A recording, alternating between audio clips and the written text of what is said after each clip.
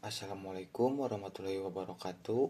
Perkenalkan, nama saya Ihsan Wairudin dengan NIM 23110466 kelas I 2023. Di video ini saya akan menjawab soal eksplorasi mandiri pertemuan ketiga tentang studi kasus Abdul dan prinsip etika profesi. Di sini langsung saja ke pembahasannya. Jadi kasusnya ini, si Abdul pakai ponsel pacarnya, lalu buka akun Facebook pacarnya pakai password yang benar. Terus upload foto-foto pribadi pacarnya tanpa seizin si pacarnya. Dia nggak ngehack, tapi apakah tindakannya ini etis? Nah, dari sini saya akan bahas masalah ini menurut pendapat saya pribadi. Jadi di sini ada 4 pertanyaan, yaitu pertanyaan ke pertama, prinsip etika profesi apa yang dilanggar oleh si Abdul? Menurut saya di sini ini si Abdul melanggar 2 prinsip. Yang pertama, dia gak ngehormatin hak pacarnya buat ngontrol akunnya sendiri. Walaupun tahu passwordnya, itu bukan berarti si Abdul ini kan punya izin buat ngakses apapun yang ada di HP atau ya akun pribadi si pacarnya ini. Terus yang kedua, tindakannya ini bisa ngerugiin pacarnya, entah itu merusak reputasi ataupun kehidupan sosialnya. Ya mungkin masih mending gitu kalau yang diupload oleh si Abdul ini postingan biasa, misalkan cuman wajah atau apapun gitu. Tapi kalau yang diupload hal-hal aneh, itu kan makin merusak citra si ceweknya gitu. Niatnya mungkin bukan jahat, tapi ya bisa akibatnya itu bisa nyakitin si ceweknya. Terus ke pertanyaan kedua, yaitu sebutkan prinsip-prinsip etika profesi. Ada 5 prinsip yang sudah saya cari tahu sebelumnya. Yang pertama itu ada otonomi, menghormati hak dan keputusan orang lain. Terus yang kedua yaitu beneficence, tindakan kita ini harus kasih manfaat buat orang lain.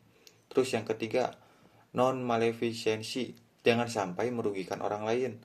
Terus yang keempat, justice, yaitu berlaku adil, nggak pilih kasih. Dan yang kelima yaitu fidelity, menjaga kepercayaan dan tanggung jawab. Pertanyaan ketiga, langsung saja selanjutnya, yaitu mengapa prinsip-prinsip tersebut harus dijaga. Ada beberapa alasan. Yang pertama, teknologi itu powerful, yang dalam artian kan satu data bocor bisa langsung nyebar gitu ke semua orang gitu dalam hitungan detik gitu. Apalagi sekarang jaringan-jaringan sudah ada 4G, 5G gitu, jadi ya makin cepat gitu. Terus yang kedua, data itu sangat sensitif, sekali kesebar udah hampir mustahil lagi gitu buat kita tarik lagi gitu, apalagi udah ada orang lain yang nge-save apa yang kita posting gitu. Terus yang ketiga, kepercayaan itu pondasi.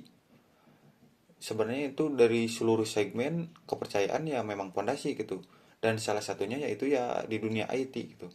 Kalau udah dihianatin ya reputasi kita bisa hancur gitu, reputasi karir gitu kan, langsung bisa orang lain langsung malas lagi untuk kerja sama dengan kita gitu. Terus yang keempat itu ada konsekuensi hukumnya juga. Kita ini kan tinggal di Indonesia, ada UU ITE yang mengatur ini gitu. Jadi bukan cuma soal moral tapi juga soal hukum. Langsung saja ke pertanyaan selanjutnya, yaitu ke pertanyaan terakhir, yaitu ke pertanyaan keempat. Tunjukkan contoh kasus yang melanggar dari setiap prinsip-prinsip tersebut. Kita mulai dulu dari otonomi gitu. Otonomi itu contoh kasusnya kayak si Abdul tadi, pakai akun orang tanpa izin meskipun tahu passwordnya. Terus ada juga beneficence, contoh kasusnya kayak ada programmer yang bikin aplikasi pinjaman dengan bunga yang tersembunyi gitu, yang akhirnya para pengguna ini ketika mau bayar hutang, yang mereka bayar itu bukannya hutangnya gitu, malah bayar bunga gitu. Terus ada juga non maleficence, contoh kasusnya kayak hacker yang bobol database e-commerce, terus si data para pengguna ini dijual ke situs kayak ke dark web, sampai akhirnya si para korban ini jadi sasaran target penipuan gitu, soalnya kan data-data mereka ya udah kesebar kemana-mana gitu. Terus ada juga justice, contoh kasusnya kayak ada sebuah perusahaan IT ini yang sengaja melambatkan layanan pengguna gratis biar pada terpaksa gitu pada upgrade ke versi berbayar gitu.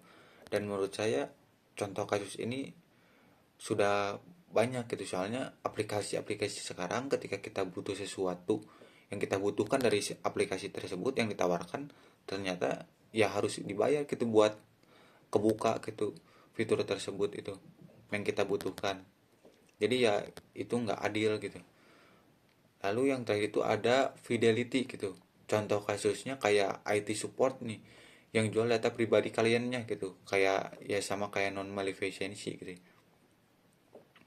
Terus nomor KTP, alamat, rekening si para korban ini dijual gitu ke pihak lain cuman demi uang gitu.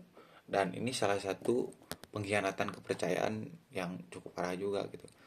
Jadi singkatnya gitu, dari kasus Abdul ini kita bisa lihat bahwa etika itu bukan soal bisa atau nggak bisa gitu secara teknis, tapi soal boleh atau nggak boleh secara moral. Di dunia IT gitu, kepercayaan itu kan aset yang paling berharga gitu.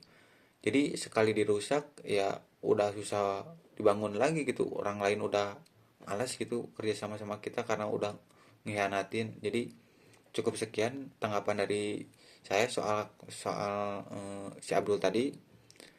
Mohon maaf kalau masih ada kata-kata yang belepotan. Cukup sekian. Wassalamualaikum warahmatullahi wabarakatuh.